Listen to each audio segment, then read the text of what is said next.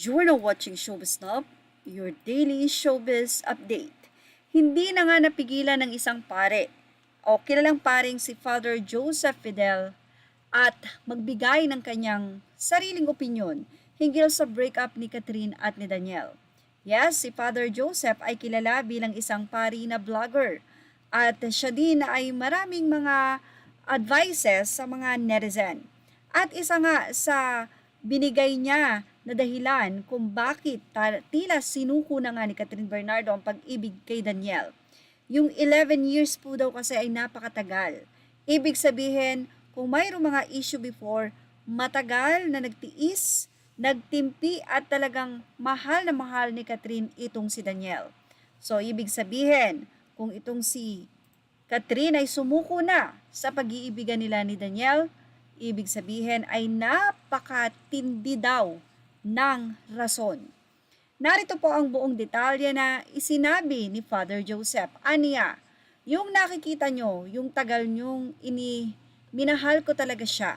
Yan pa ang naibahagi ni Father Joseph sa mga naging pahayag ni Catherine sa breakup nila ni Daniel. Sinabi kasi ni Catherine na hindi fake kundi talagang totoong nagmahalan sila ni Daniel. At yun ay walang halong love team kundi yun ay lahat katotohanan sa 11 years. Ayon nga kay Catherine, 12 years siya sa showbiz industry at ang 11 years ay kasama niya na si Daniel. Patuloy ng kwento ni Father Joseph kasi kay Daniel kung makikita mo parang gusto pa niya na isalba yung relasyon. Pwede pang masalba. Parang yung sinabi niya katulad nung sinagot niya kay Boy Abunda nung na-interview siya. Tanong ni Boy, kapag napagod ka, iiwan mo ba siya? Ang sagot ni Daniel, ilang beses na po akong napagod pero hindi ko siya iniwan. Say ni Father, kaya lang hindi ganon ang nangyari ngayon.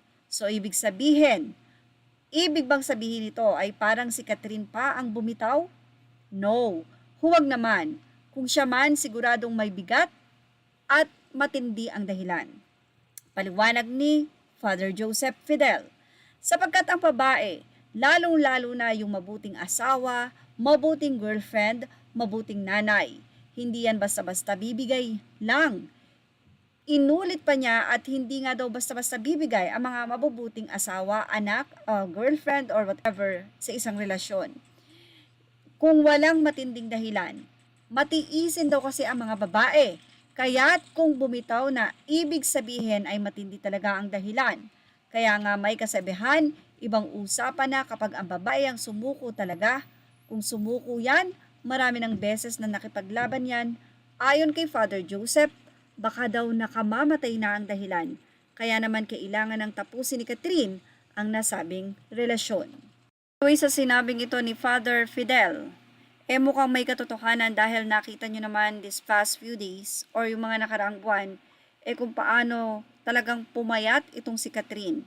At nakalagay pa nga sa preview, yung good girl daw ay naging bad girl. Pero syempre hiling ng mga netizen, wag naman sana Catherine.